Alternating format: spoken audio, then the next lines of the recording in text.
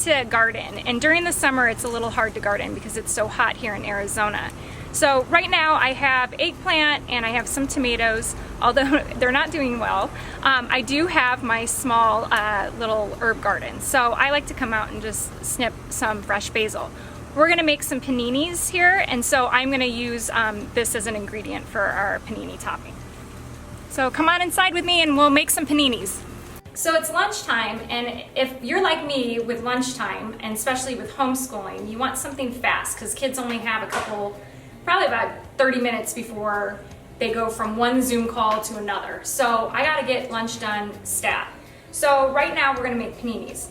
I have our broccoli crust, just plain by itself. I'm gonna par bake it. My oven's set to 425, and we're gonna bake it for 7 minutes. So I'm gonna put this in. So par baking, if you guys don't know what par baking is I have my crust, and if I throw a bunch of ingredients on top of the crust, there's a lot of moisture in those ingredients. So my crust won't get crispy. And I don't know about you guys, but I like a crispy crust. And especially with a gluten-free item, gluten-free items need a longer bake time, otherwise they could be a little mushy in the middle.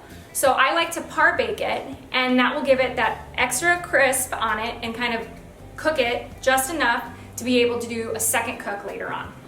So the 7 minutes are up, and I am ready to start making my panini. I'm gonna take it out of the oven. It's nice and got some toasty points. So our crust is out of the oven, and what we're gonna do is we're gonna flip it over. I want the bottom side on the inside because it's already nice and toasty. So I'm gonna cut it in half. So after you cut it in half, what you're gonna do is you're going to drizzle a little olive oil on it.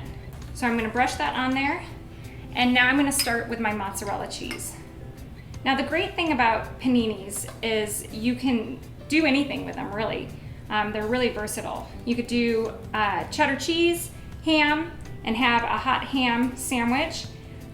You could put grilled vegetables on there and cheese and do like a veggie sandwich, or even like portobello mushrooms would be fantastic on there with a little mozzarella.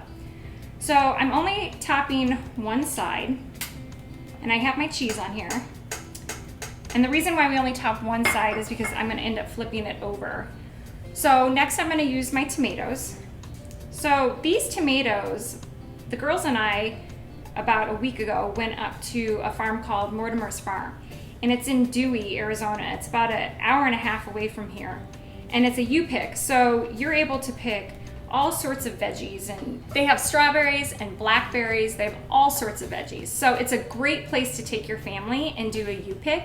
You just wanna make sure that you check out when the fruit and veggies are in season, because their season is about up right now. So I'm gonna put the other half on, and I'm gonna open up my panini press. I'm gonna let it cook. We're gonna let it get all toasty and melty, and then we'll take it off. While my panini is baking, I'm gonna open up a jar of our marinara sauce, and that's what we will use to dip our panini in. We have that heat on up, and our panini should be ready. So our panini is done. My sauce is warming, and I'm gonna go ahead and cut it.